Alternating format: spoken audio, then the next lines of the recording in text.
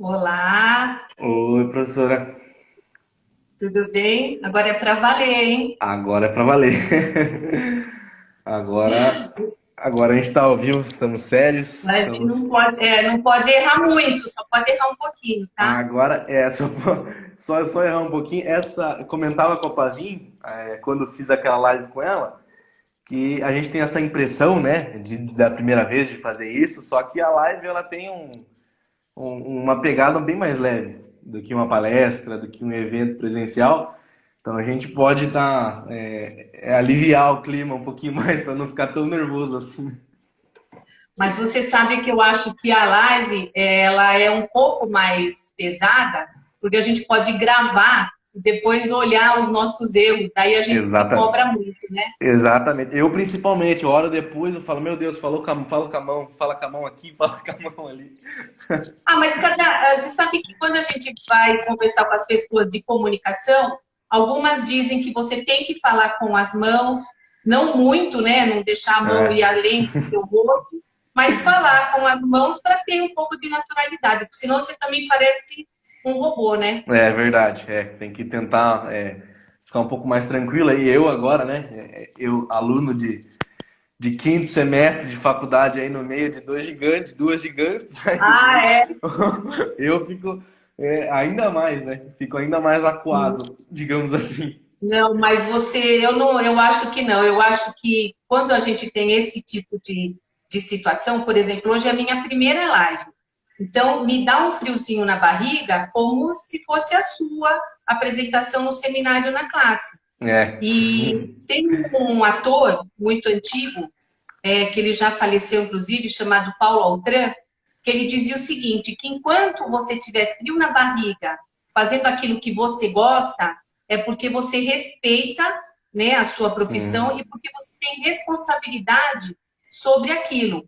Então eu vejo assim que o meu frio na barriga, o seu frio na barriga, ou das pessoas que respeitem a sua profissão, mostra que a gente tem responsabilidade. Então, acho que está uhum. valendo ter frio na barriga. Ah, excelente. Assim, imagino assim também, né? Que a gente tem esse medo, né?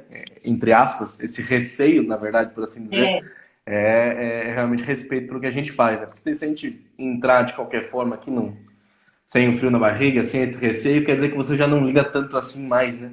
Para é, como você vai se você, sair. não, você não dá um determinado valor, aquilo fica tão, né, de uma forma assim, que dá a Hum. impressão que você não torna aquilo precioso, aquele momento importante, especial. Mas vamos lá começar? Vamos Va- chamá-la? Vamos Vamos lá. Eu não consegui, verificar? entrou tanta gente aqui que eu não consegui ver ela aqui. Não sei se você conseguiu. Também não. Eu não Vamos consegui ver ver. se, Começou a entrar se a... tanta gente aqui que eu não vi a própria, a Janaína, doutora Janaína, entrando aqui. Ah, já tem 42 pessoas. Eu também não a vi. Eu estou procurando aqui. Vamos esperar Uhum. um Que daí eu inicio. pouquinho. Estou vendo um monte de amiga que nem é da área de direito, marido, pessoas que me apoiam, cunhada, pessoal que não é de direito, mas que gosta da gente. Então é tão legal também isso, e um monte de gente que também é de direito. Não, eu não a vi ainda. Vamos ver. A Cíntia aí falou para clicar no olhinho. A Cíntia Munhoz. Um abraço, professora. Naquele olhinho lá, Isso. em Ah, ela cima? entrou. Ela entrou. Ela mandou, estou Ah, aqui. entrou? Ah, já Agora, estou aqui. agora Então, sim. Ah, excelente. agora é Ela para enviou. valer, né? Até ia afrouxar a gravata aqui agora. Então vamos nos arrumar que a nossa convidada chegou. Bem, excelente. Eu queria primeiro agradecer a presença de todos aí. Temos nem 5 minutos de live, já temos quase 50 pessoas aí nos acompanhando. Queria agradecer todo mundo que tirou um tempo, né, às 11 horas da manhã, para estar assistindo, para estar acompanhando também, para estar aprendendo, né? Eu, mais que todo mundo, posso dizer aqui que a gente acompanha para aprender. Antes de passar para as apresentações, a Janaína falou, eu não sou boa nessas coisas. Nem eu, doutora, nem eu. Eu tenho, Não, se ela não é boa, nota, então. eu tenho o rosto de 20 anos aqui, mas o meu espírito é de 85. Eu não mexer nada nisso aqui. É um desafio para nós também. Bem, eu só queria mencionar antes das apresentações, antes de passar para os currículos, falar, tem muita gente aí, você mencionou, tem muita gente, suas amigas, meus amigos que não são da área de direito, ou pessoas de fora da Exanc, falar só rapidamente sobre a academia, certo? Que a Academia de Direito que está promovendo esse evento aqui com nossas duas excepcionais convidadas, a doutora Rosângela e a doutora Janela Pascoal, a academia é uma associação de alunos, certo? Nós nos unimos dentre diversos projetos, dentre diversas vertentes, com um único objetivo. Só temos um único objetivo, que é aprofundar e aumentar nosso conhecimento jurídico. Por várias áreas, seja por meio de palestras, seja por meio de aula, seja por meio... Agora nós nos reinventando por meio dessas lives, agora que é como o direito está conseguindo caminhar, né, por meio das lives. Então, a academia tem esse objetivo, que é aprofundar o conhecimento jurídico, certo? E para que evento melhor para isso, né? Para aprofundar o nosso conhecimento jurídico com duas pessoas tão grandes, com duas pessoas com tanto conhecimento sobre o direito, para explicar e para a gente tentar tirar um pouquinho, né? Para a gente tentar aprender um pouquinho e acompanhar um pouquinho, certo? Então, passo, já sem me prolongar muito, para os seus currículos, certo? Das nossas duas convidadas. Eu, enquanto estava fazendo, né, ontem à noite, estava me preparando, anotando os currículos, eu fiquei refletindo, falei, meu Deus, né? Estava escrevendo o currículo, só para o pessoal ter noção, o currículo, para anotar o das duas, eu tive que virar a página. Eu tive que virar a página. Eu pensei, meu, será que chegarei lá em algum momento, né? Bem, passando primeiro o currículo da nossa professora, que eu tenho orgulho de falar que é a professora da casa, tenho de pertinho em sala de aula, a doutora Rosângela Gamba, né? A professora é advogada, professora de Direito, coloquei aqui, professora de Direito, porque já tive aula de Constitucional, já tive aula de Administrativo, tive aula de Direito de Difusos e Coletivos, então coloquei professora de Direito aqui, né? É mestre em Difusos e Coletivos, pós-graduada em Direito Constitucional e pós-graduada em Direito Digital e Psicanálise. Saindo um pouquinho, escapando um pouquinho da área só do direito. Estou pós-graduando. Estou pós-graduando. Pós-graduando em Direito. Então, um currículo aí que é invejável, certo? Seguindo a doutora Janela Pascoal, é advogada, né? Doutora em Direito Penal, professora de Direito Penal, Direito Penal e Religião e Biodireito. Já foi presidente do Conselho Estadual de Entorpecentes, atuou no Ministério da Justiça, atuou na Secretaria de Segurança Pública do Estado de São Paulo e agora, né, como todo mundo sabe, recentemente é nossa deputada estadual, deputada mais votada na história, com mais de 2 milhões de votos. Então, a doutora Janaína, já tivemos a oportunidade de recebê-la na Exanc, né, um tempo atrás, tenho certeza que ela se recorda, ela foi muito... Foi muito prestativa, foi muito Meteu a simpática. voz. Oi, baixou o seu volume. Tá tudo certo? Me escuta? Para mim está super baixo. Tudo bem, já estou encerrando. Tivemos a oportunidade de ter a doutora Janina na faculdade conosco e agradeço, eu, em nome da Academia de Direito, acredito que posso falar em nome dos estudantes da Exanc, em nome de todos que agradecemos de coração e a oportunidade de ter essa conversa entre vocês. Aí eles estão falando que voltou o meu áudio agora. Então, eu agradeço em nome da academia, como diretor da academia, de coração, essa oportunidade de poder estar ouvindo vocês e essa disponibilidade de vocês duas, tá bom? Que vocês são duas grandes figuras do direito, que têm muito conhecimento para passar para a gente. Então, agora, não me prolongo mais, deixo a professora aí me derrubar, pode me derrubar, para colocar a doutora Janaína, e eu desejo a todos que estão presentes, aí, Eduardo Munhoz entrou agora, para todo mundo, estamos em 62 pessoas de público aí, uma excelente live que a gente possa aproveitar muito bem. Um abraço. Pode me derrubar, professor.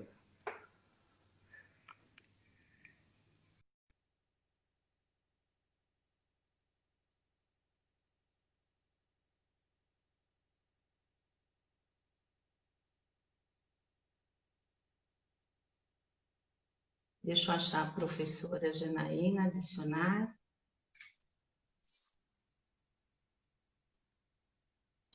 Olá, professora, tudo bem? Tudo bem, minha senhora?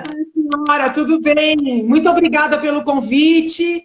Cumprimento a senhora, todos os jovens da Academia de Direito, cumprimento Sorocaba, uma grande honra poder participar dessa live. E ouvindo o currículo da senhora, professora, eu chego à conclusão de que nós vamos precisar muito mais, né, dos conhecimentos da senhora na psicanálise do que no direito. Porque eu penso que o Brasil está atravessando um período assim tão complexo, sob o ponto de vista da psicologia coletiva, né? Que eu queria muito poder ouvir a senhora sobre essa perspectiva. Porque, por exemplo, o que nós passamos ontem, né? De quase confrontos físicos mesmo, todo o impacto que o isolamento, que eu apoio o isolamento, defendi o isolamento, mas já acho que estamos chegando num ponto em que ele está trazendo mais riscos do que benefícios. E eu ouso dizer, professora, que esses riscos já não são mais só no âmbito econômico, são também no âmbito psicológico. Eu vejo de maneira muito clara, e gostaria de ouvir a senhora nesse sentido, que aquelas manifestações, né, até um pouco violentas de ontem, com a necessidade da intervenção da polícia, elas têm a ver com uma energia que está muito contida, né, nas pessoas trancadas, uma revolta, seja porque estão doentes, porque estão com medo, porque têm parentes que morreram, seja porque não acreditam na doença e acham que estão sendo cerceadas na sua liberdade, seja porque estão experienciando dificuldades financeiras. Então eu estou vendo assim, sabe, o nosso país, professora, como se fosse uma panela de pressão, né? A ponto de explodir, sabe? E eu fiquei feliz quando eu ouvi que a senhora tem essa formação também na área Estou me formando ainda, né? Eu estou no meio do curso. Eu gostaria muito de saber se a senhora compartilha desse sentimento, sabe?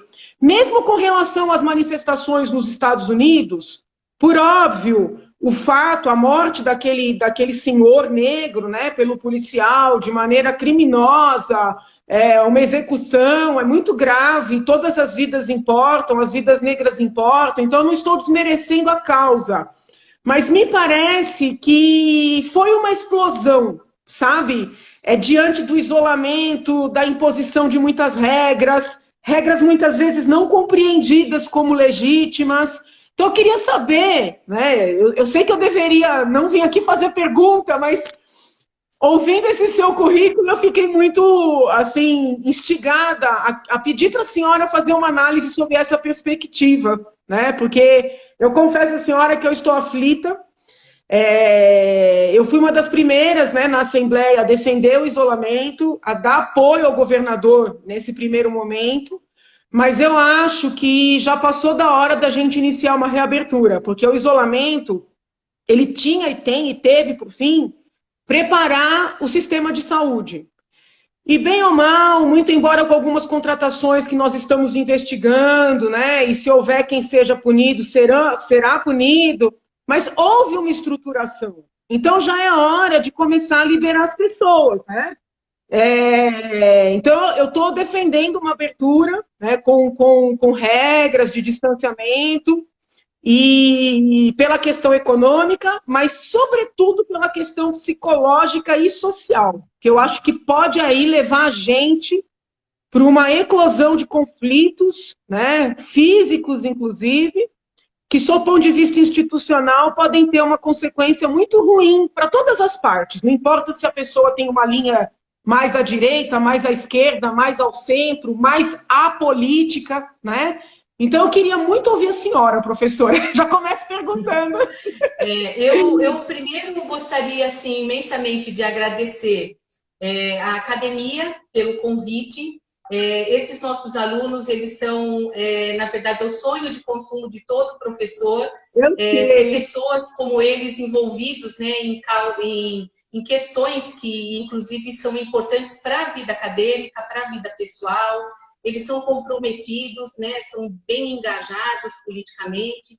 Eu, como professora de Direito Constitucional, fico muito feliz deles ficarem voltados para as questões constitucionais e não partidárias e não polarizadas, isso eu acho super importante. Agradecer minha coordenadora, que está aqui também com a gente, e na pessoa dela, agradecer a Exanc, que é uma coordenadora que nos dá essas aberturas, e isso daí é muito importante para a gente, que é professor, e para os próprios acadêmicos. E dizer para a senhora que essa é a minha primeira live e que eu estou extremamente emocionada de fazer com a senhora, que é uma pessoa que eu tenho assim, uma admiração muito grande. Me chama de você, professora, fica mais fácil. Eu não consigo pelo respeito que eu tenho pela senhora. Porque Linda. a senhora faz parte da história do Brasil. Obrigada, e a senhora vai estar nos nossos livros, né? Já está, mas estará ainda mais. Então, pela sua importância, e uma amiga minha disse para mim, quando ela soube que eu ia falar com a senhora numa live, ela falou, bom, Rosângela, isso é presságio de boa sorte, você estrear com alguém que você gosta e com a importância da doutora Janaína. Então, me desculpe de eu chamá-la por senhora, mas é simplesmente um respeito e assim a colocação que eu faço da senhora na minha vida e na minha vida acadêmica também. Linda, obrigada. E eu falo sim a respeito do pouco que eu ainda sei, falta uns 6, 7 meses aí para eu acabar minha pós-graduação em psicanálise. Fui buscar psicanálise justamente para... A gente vai sempre buscar um curso como esse para entender o outro, mas na verdade a gente passa a se entender. Depois desse curso, eu acho que eu fiquei uma pessoa um pouquinho melhor. Pouquinha coisa. A minha fama na faculdade é de malévola, mas eu acho que eu estou mexendo um pouco assim para o lado de ser um pouco mais flexível, porque a psicanálise nos traz isso. Falarei um pouco a respeito dessa questão, dessa panela de pressão que a gente vive. Eu acho que não é só a pandemia, eu acho que tem outras coisas que têm nos trazido essa insatisfação e que ela não é de agora, né? E assim, colocando também a senhora nesse ponto e querendo saber da senhora sobre isso, a gente sabia, né, que essa pandemia ela estava trazendo crises no sistema sanitário, na saúde, e crise também relacionada à economia. Pois bem, isso o mundo inteiro sabia. Nós aqui no Brasil já temos uma deficiência na saúde já vinda de muito tempo, por falta de investimentos, etc., que né, não vem ao caso, porque o problema está agora. Mas também nós temos um SUS, um sistema de saúde que muitos outros países que são desenvolvidos nem têm. Mas o que eu queria assim, entender e saber qual é a análise que a senhora faz, que muito embora a gente tivesse esse problema sanitário, tivéssemos o problema que, obviamente, era econômico por conta do isolamento, quarentena, a gente teve a impressão, pelo menos essa é a minha opinião, que surgiu uma terceira crise no Brasil, que foi a crise política. Então, a análise que a senhora faz, com todo o conhecimento, a senhora sendo uma representante do Poder Legislativo, como que a senhora consegue traduzir isso para a gente? Essa crise já existia, mas estava ali meio que velada, ou ela realmente surgiu por conta disso, por causa dessas polarizações? Como a senhora vê tudo isso? Professora, eu penso, primeiro agradeço as palavras carinhosas, né, de coração, muito, muito obrigada. E eu vejo assim, o Brasil ele já vinha polarizado, né? Ele já vinha polarizado. Quando chega a doença, o presidente comete um erro grave, muito grave, porque ele nega a doença. E a gente não pode negar um fato, né? Nós podemos analisar um fato sob uma perspectiva diferente, né? Ele poderia dizer, olha, gente, tem aí uma doença, vamos nos preservar, vamos tomar cuidados, mas eu tenho a opinião de que nós não devemos parar o país, porque vai gerar uma crise econômica, vai trazer fome, vai trazer desnutrição, isso vai acabar enfraquecendo a população, deixando mais vulnerável ao vírus. né? Ele teria todo o direito, né, como presidente da nação, de abordar a situação dessa forma. E a própria Unicef, né, mais recentemente, fez um estudo mostrando quantas crianças morrerão de fome por causa da paralisação da economia no mundo. Então, assim, a gente ouve muitas pessoas dizerem, o presidente é contra a ciência, o presidente... Não, ele erra muito na forma.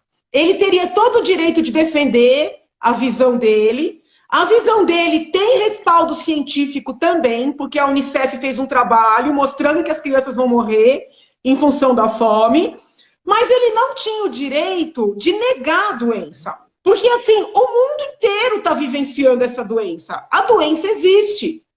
A doença existe. A doença é grave. Então, qual seria a primeira abordagem? Gente, vamos nos prevenir, né? Vamos usar máscaras, vamos nos cumprimentar, né, de maneira distanciada. Com a liderança que o presidente tinha, ainda tem, mas tinha muito mais antes da pandemia, ele poderia ter capitaneado esse movimento. Quando ele entra numa postura negacionista, né, contrariando fatos, não, ninguém vai morrer disso. Como assim ninguém vai morrer? Né? É fato, você não pode contrariar os fatos. Quando você contraria fato, você se enfraquece muito.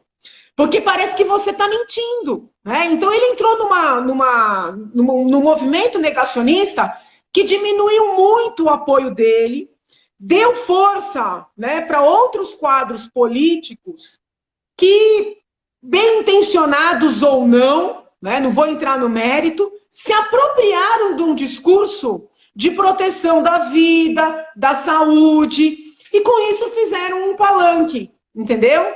E no lugar de a discussão ser uma discussão pautada, né, no que é melhor para a população, no que é mais assim indicado para os vários momentos que nós estamos atravessando, entrou um tudo ou nada. Né? Então, assim, ou fecha tudo ou abre tudo. Ou a doença existe ou a doença não existe.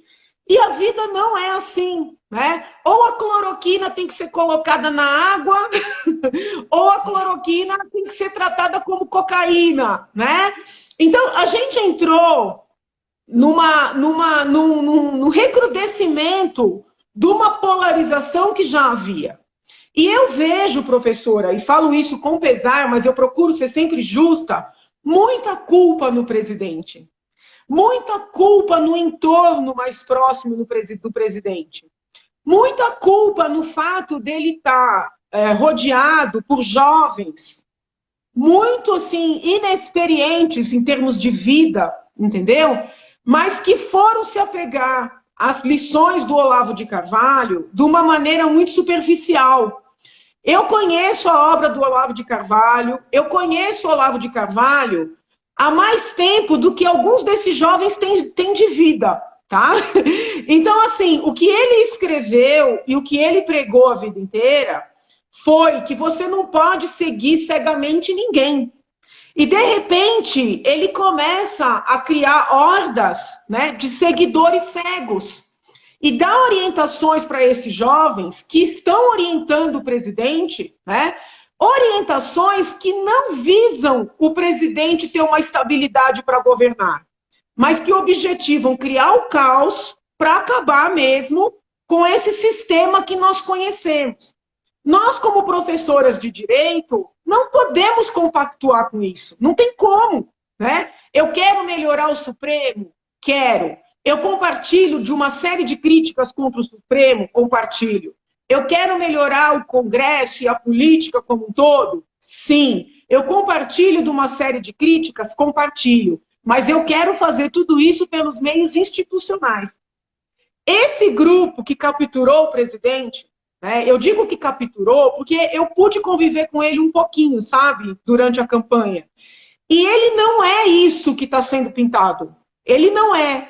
Mas ele se cercou de pessoas muito complicadas. E a gente que quer, de alguma maneira, de defender, né, essa direita que chegou no poder, a gente fica numa situação difícil, professora, porque é muita loucura, é muita irresponsabilidade, entende? Então, assim,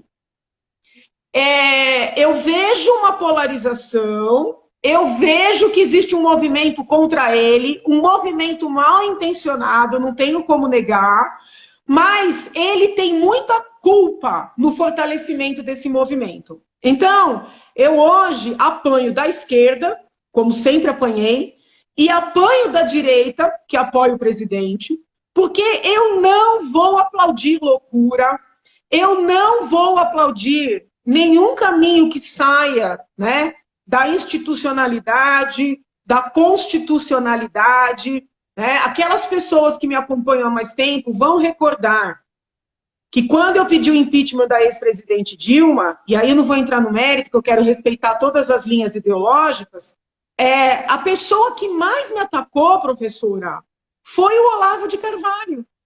Porque ele dizia que eu estava atrapalhando os planos dele, que ele não queria que os jovens apoiassem o impeachment, porque o impeachment era dar legitimidade ao Congresso. Ele queria que os jovens ficassem na rua, indefinidamente, numa atitude de desobediência civil, para o sistema cair. Então, o problema é o seguinte, nós elegemos um presidente com fulcro em todas as regras do Estado Democrático de Direito. Ele entrou na presidência e começou a se isolar de todas as pessoas um pouco mais ponderadas que o ajudaram a chegar até lá. E ele se cercou daqueles aduladores que, na verdade, não são seguidores dele, são seguidores do Olavo de Carvalho. E estão fazendo exatamente o que o Olavo queria que fizesse. O Olavo de Carvalho, para quem conhece, nunca se preocupou com o Brasil. A preocupação dele é em ter razão. Ele quer ter razão.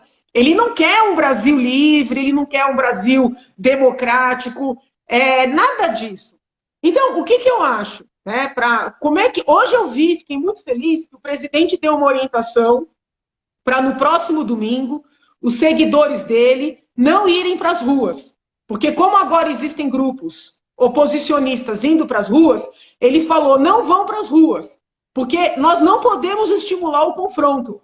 Né? Então, eu fiquei feliz com essa orientação que ele deu. Eu espero que ele não volte atrás, porque essa não é uma orientação da linha ideológica do Olavo de Carvalho. Eu quero ver como é que as redes olavistas, que se confundem hoje, né, com as redes bolsonaristas, como é que elas vão reagir a essa orientação do presidente. Então, eu acho assim, qualquer pessoa que goste do país, nesse momento, tem que adotar uma postura um pouco mais de observação, uma postura mais ponderada, entendeu? Porque ir para a rua, seja porque gosta, seja porque não gosta do presidente, é dar ensejo a reações exacerbadas e o que virá disso não será bom. Ou porque vai fortalecer o movimento para tirar a chapa Bolsonaro-Mourão, esse movimento já existe, ou porque vai fortalecer essa maluquice de intervenção militar, que eu não quero.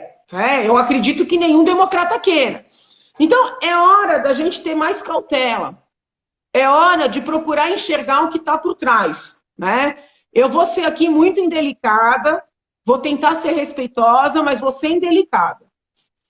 Professora, é muito estranho que uma mocinha que há 2 anos atrás estava nas ruas, né, fazendo protestos radicais com a esquerda radical, pró-aborto, hoje seja a maior representante da face do bolsonarismo. É muito estranho que essa mocinha esteja liderando manifestações com uma cara neofascista, né? E que as fotos dessa mocinha, né, com esses grupos, com tochas, esteja estampada em todos os jornais, e embaixo venham cartas, né, de juristas pró-democracia, dizendo que tem que ser contra o neonazismo no Brasil. Eu respeito todos os posicionamentos. Né? Eu sou filha de um casal que sempre defendeu que a melhor maneira de tratar o aborto era legalizando e deixando a mulher escolher. E eu, desde os 13 anos de idade, sou uma defensora pró-vida, né? Por uma questão minha. Né? Não é porque a minha família é conservadora, né? Eu nasci assim. E então eu acompanho esses movimentos desde pequena. Não é muito comum que uma pessoa que tem uma ideologia muito arraigada, sabe, repentinamente mude para uma ideologia oposta, tão arraigada assim, né? Pode ser um desvio, uma carência, um apego, né? Pode, mas eu estou estranhando. Eu estou estranhando que o presidente, em vários momentos, tenha sido, de alguma maneira, envolvido em cenas que fazem rememorar o nazismo, sabe? Porque, assim, eu tenho 45 anos, ele tem 65 anos, a gente conhece a história do nazismo lá dos anos 40, mas os grupos neonazistas que surgiram depois e o que os simboliza, a gente não sabe, entendeu? Mas a molecada sabe. Então, assim, o presidente, semana passada, foi colocado numa cena tomando leite. Aí resgataram que essa coisa do tomar leite tem a ver com a pureza de grupos neonazistas americanos. Quando eu vi as notícias, eu falei, gente, eu nunca ouvi falar nisso. Se eu não ouvi falar, ele também não ouviu. Mas eu fui procurar, né? Comecei a entrar na imprensa internacional e resgatei realmente. Em 2017, grupos neonazistas elegeram o leite como sinônimo da pureza, né, racial. Assim, eu acho que o presidente está inocente nessa história. Mas quem montou aquela cena não está. Não está. Aí a minha dúvida é o seguinte: há neonazistas escondidos no palácio ou há pessoas que estão ali para fazer a população crer que ele é um neonazista e dar ensejo a esse discurso que vem sendo construído? E aí a gente entra, professora, na nossa área jurídica. O fatídico inquérito do Supremo Tribunal Federal. Eu vou depois, se a senhora me passar o seu contato, eu passo para a senhora um vídeo que de um pronunciamento que eu fiz na Assembleia Legislativa em abril de 2019, quando esse inquérito foi instaurado. Ou seja, muito antes da gente imaginar que supostos apoiadores bolsonaristas seriam alcançados. A senhora vai ver que eu peço para os ministros do Supremo se levantarem, que eu peço para os deputados de todo o país, federais e estaduais, se levantarem, porque numa democracia era e é insustentável que o presidente do Supremo instaure um inquérito de ofício, escolha o ministro que vai presidir o inquérito e que esse ministro não dê vistas do inquérito nem para a procuradoria, nem para os defensores, que ele tire uma revista de circulação, no caso, na época, era a revista Cruzoé, e que ele faça buscas e apreensão nas casas de qualquer um que coloque lá abaixo o Supremo Vergonha Nacional, sob a desculpa de que isso seria fake news. Né? Essas frases de efeito não são fake news, elas são manifestação da opinião, podem estar certas, podem estar erradas, podem ser grosseiras, agressivas, podem até chegar no nível de serem crimes contra a honra, se você tem xingamentos muito agressivos. Mas jamais você pode pegar frases de efeito, né, de protesto, de sentimento, como sendo fake news. Então, com essa desculpa, né, o ministro começou a fazer o que ele bem entendeu dentro desse inquérito. Quando funcionários da Receita Federal começaram a levantar movimentações suspeitas de ministros do Supremo, eles foram alvo desse inquérito. Jornalistas que publicaram, né, notícias contra ministros foram alvos desse inquérito. Agora, esse grupo todo, supostamente bolsonarista, eu digo supostamente porque eu estou achando esse grupo muito estranho, já não é de hoje, está sendo alvo desse inquérito, né? No lugar dessas pessoas pararem com as ofensas, essas pessoas estão ofendendo mais para fomentar o medo daquelas pessoas que, como eu, por exemplo, eu não quero quebra institucional, eu não quero golpe, eu não quero intervenção militar. Então tem muita gente me ligando com medo real, professora. Janaína, olha o que eles estão falando, olha o que eles estão fazendo, né? Eu recebi convite de N pessoas esse fim de semana para assinar manifestos pró-democracia. Aí eu fui olhar os nomes que estão nesse manifesto. Todos me chamaram de golpista. Pelo menos uma grande maioria. Todos disseram que o inquérito e o processo do mensalão, que apurou desvios de milhões, né, de dinheiro público, era perseguição política. Todos disseram que o Petrolão não existia e que a Lava Jato era tribunal de exceção.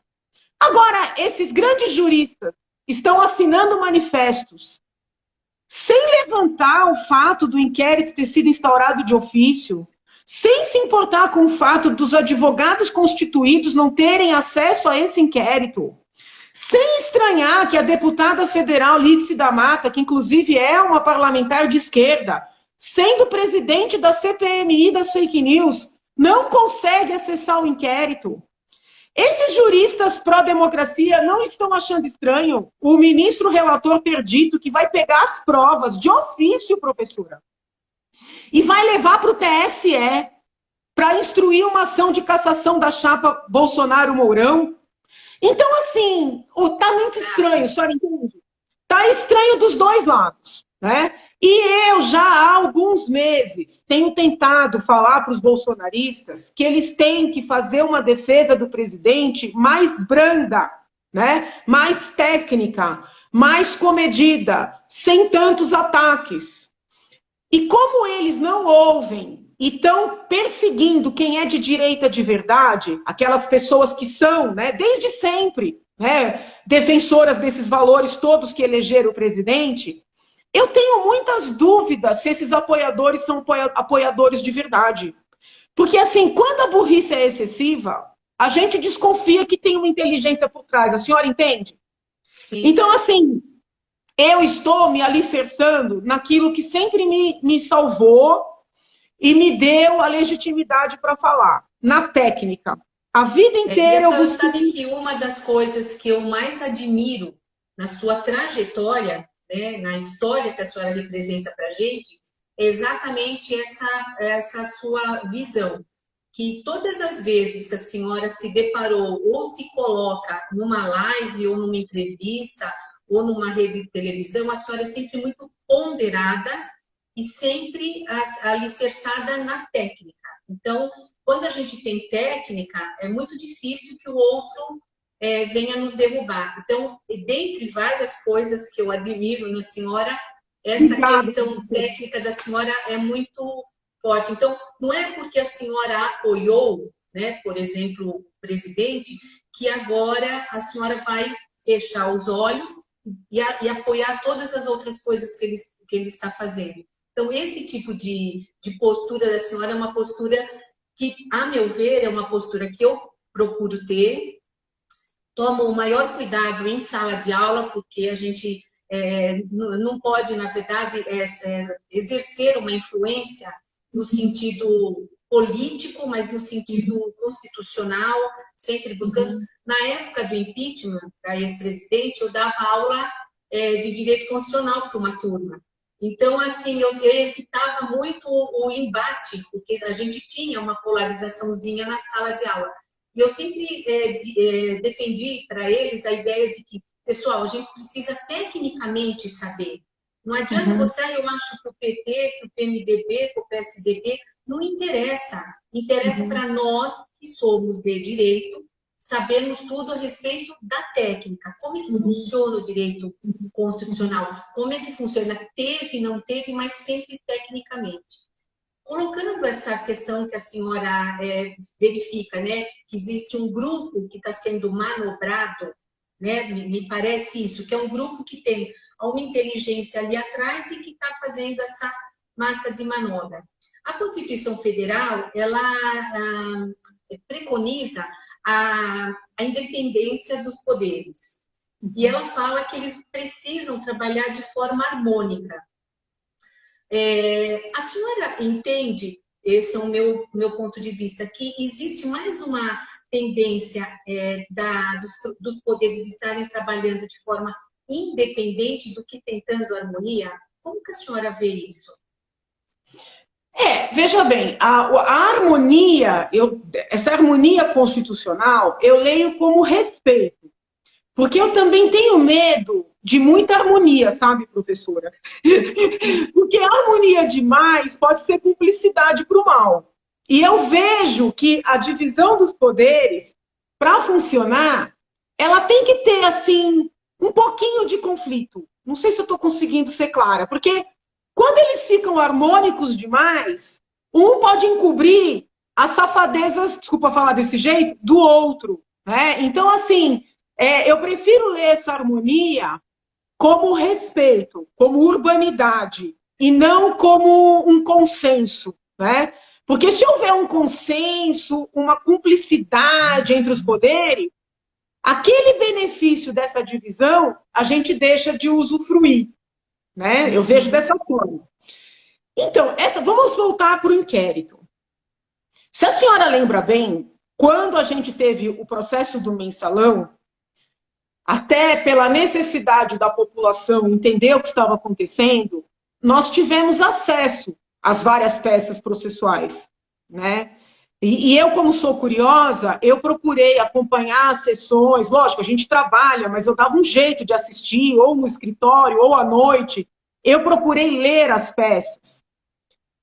No impeachment, até porque eu estava completamente envolvida, eu li e reli N vezes aquela documentação toda que ficou pública. No Petrolão com a Lava Jato, demorava um pouco enquanto as buscas estavam ocorrendo, mas logo depois o ministro Moro tirava o sigilo, o ministro Teori, que Deus o guarde tenha, tirava o sigilo, e eu sempre ia ler as peças para ter certeza do que estava acontecendo, entendeu? Juridicamente se tinha sustentação. E os fatos eram sempre muito graves, sabe? Muito graves. Tanto é assim que na Lava Jato, os advogados, muitos dos quais estão assinando agora esses manifestos pró-democracia, eles nunca conseguiram enfrentar o mérito das acusações. Eles sempre se apegaram à forma, né? Ah, porque não podia ter feito isso, não podia ter feito aquilo. Então, pode parecer que agora, quando eu, de alguma maneira, critico esse inquérito, que eu estou meio que fazendo o papel dos lavajatistas ao contrário. Ah, não podia ter instaurado de ofício, não podia ter distribuído por um ministro escolhido. Mas aqui tem uma diferença muito, muito significativa, e eu quero alertar a população disso. O ministro não deixa ninguém saber o que tem lá. E quando eu digo ninguém, não é ninguém assim, a gente que está na sociedade. É ninguém. A Procuradoria-Geral da República não tem acesso à íntegra do inquérito.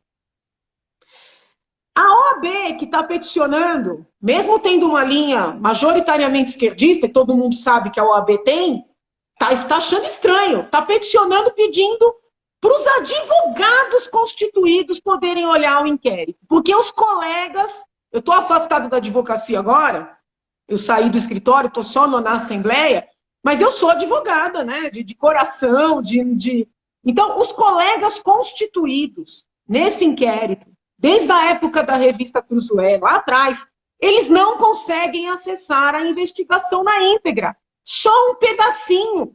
Ninguém consegue fazer uma boa defesa assim. Ou seja, como é que pode um inquérito que tem crimes tão graves, crimes agora que vêm sendo aventados como capazes de tirar uma chapa eleita, seguir sob sigilo absoluto? Ontem, no Fantástico, teve uma matéria sobre essa situação, né? Ninguém questionou o inquérito. Todo mundo colocando como se fosse a coisa mais democrática do mundo e as pessoas que estão sendo alvo como membros, né, de uma organização ali, de uma associação criminosa. Por fake news. Professora, o programa inteiro não mostrou uma fake news. Mostrou xingamento, mostrou frase de efeito, mas mentira, zero. E teve um momento muito significativo, que foi quando a deputada Lídice da Mata deu a sua entrevista e falou: olha, eu sou presidente da CPI, seria muito importante para a gente ter acesso ao inquérito. Meu Deus do céu, nem a CPI, que trata do tema, consegue ler esse inquérito. E o ministro Alexandre disse que vai pegar as provas que ele está fazendo e vai levar para o TSE, para ação de cassação. Como é que é isso? Quer dizer, então, que eles pretendem O PT já pediu compartilhamento, mas o ministro já está dando sinais de que vai levar. A minha pergunta é a seguinte: eles pretendem caçar uma chapa com base em provas colhidas num inquérito que ninguém leu? É isso? As pessoas me chamam de golpista por ter pedido impeachment da presidente com base numa série de documentos públicos, fatos públicos, colaborações premiadas que não têm fim, uma investigação enorme do Ministério Público de Contas. Tudo bem, eu respeito quem acha que foi golpe. Eu não vou ficar aqui brigando, né? Eu respeito a opinião. Mas essas mesmas pessoas estão apoiando caçar uma chapa com base num inquérito sigiloso, com base em crimes que ninguém pôde ler os documentos. Então, assim, eu não estou aqui dizendo que... Eu não estou dizendo que não há nada lá, mas eu estou dizendo... Não houve, mas que a gente tem o direito de saber. A gente tem que ver. Por que, se tem crime tão grave, ele não mostra? Quais são as fake news? Porque a decisão que o ministro deu para mandar fazer as buscas e apreensões, elas trazem o seguinte: STF, vergonha nacional. STF, abaixo STF. Impeachment do ministro A. Impeachment do ministro B. Hashtag sei lá o quê. Desculpa, você pode concordar, pode discordar, mas isso não é fake news. Isso pode, a depender do tom, no máximo caracterizar crime contra a honra. E aí precisaria ter um procedimento individualizado para cada um dos ofensores, né? Isso é norma básica de direito, né? Agora, ali não tem... A senhora recentemente até fez uma declaração nesse sentido, dizendo que se o crime existiu, ok, ele precisa ser apurado. Agora, as palavras jogadas de uma forma assim aleatória, as palavras não podem ser criminalizadas, né? A senhora usou mais ou menos... Sim, porque assim, tá todo mundo achando bonito, porque o presidente Bolsonaro não é uma pessoa assim que os formadores de opinião amam, né? Não é, entendeu? E aquele entorno dele é um entorno agressivo. Eu falo com conhecimento de causa porque eles me perseguem, entendeu? Eles me perseguem, né? Tudo, sabe? Imagina que eu sou psolista, que eu sou comunista, que eu não penteio o cabelo, e daí para baixo. Então, eu teria tudo, sabe? Teria tudo para achar, assim, legal o que está acontecendo.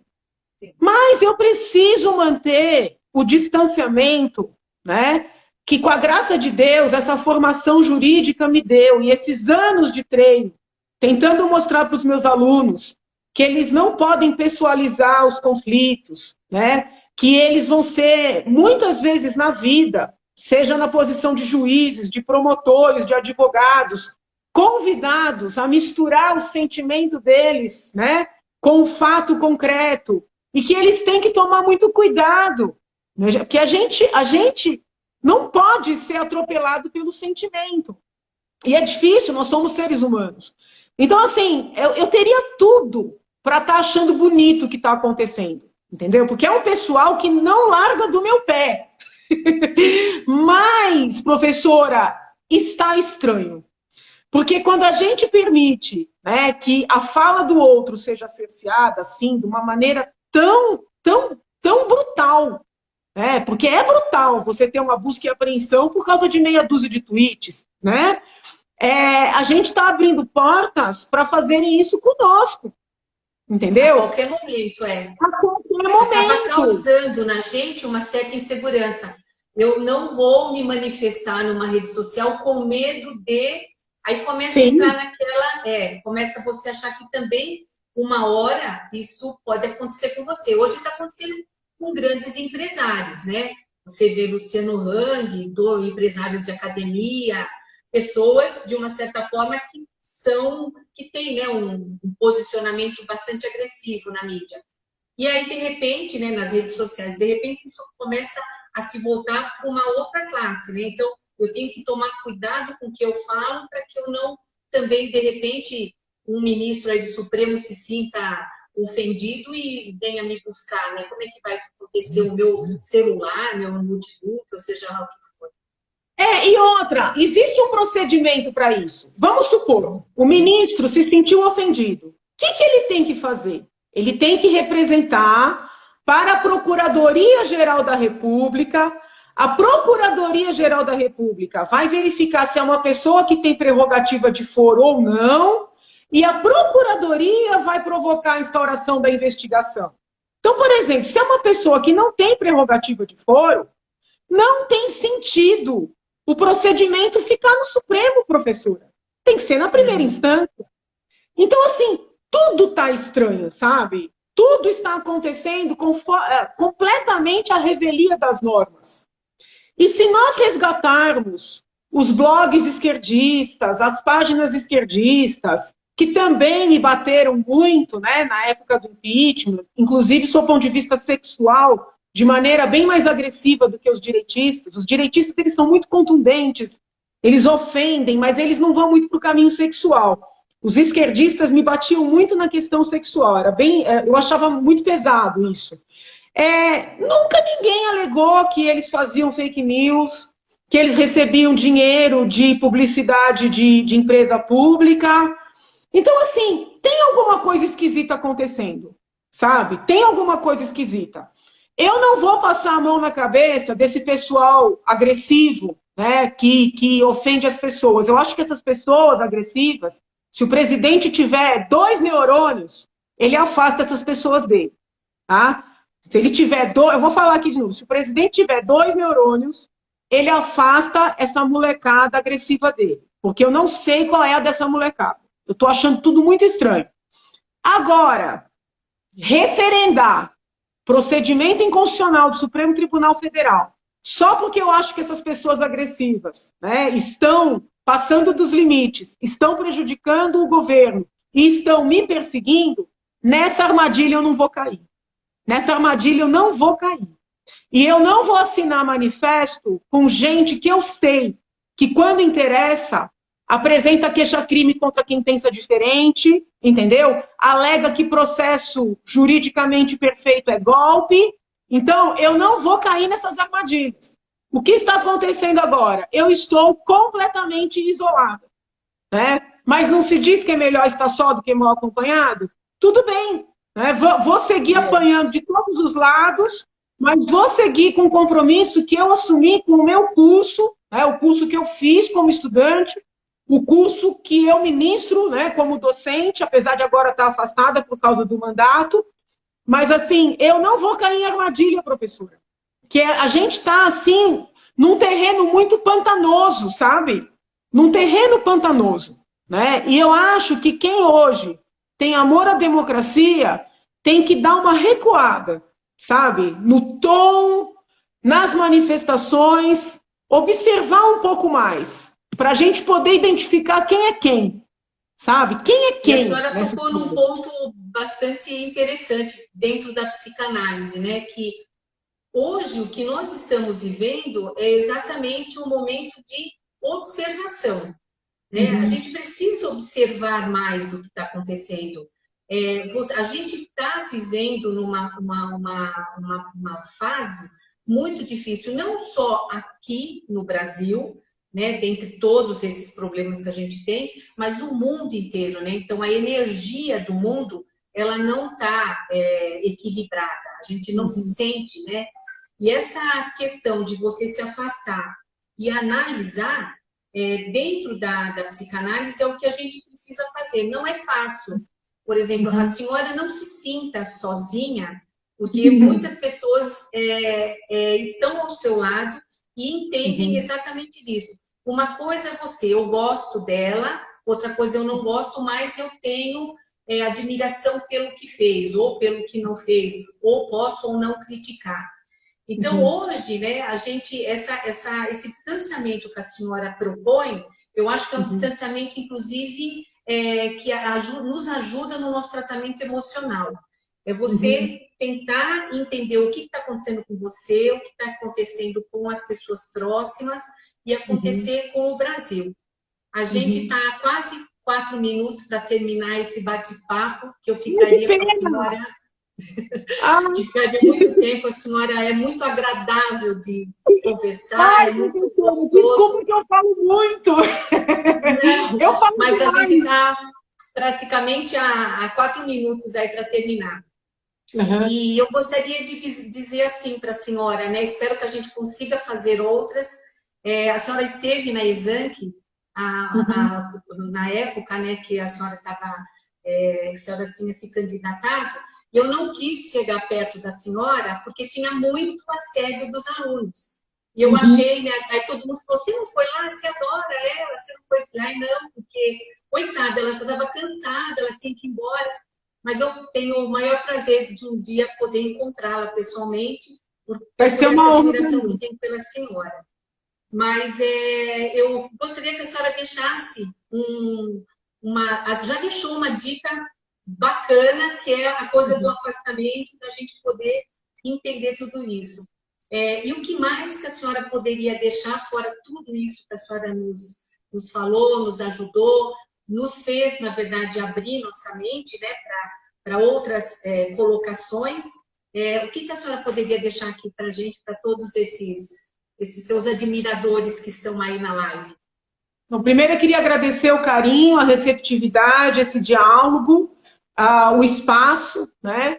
E pedir para todos que procurem, com relação a essa doença, o Covid, a adotar uma postura responsável, usar a máscara, esse distanciamento, né? Evitar que o brasileiro é muito amoroso, beijo, abraço, visitas. Então, na medida do possível, evitar.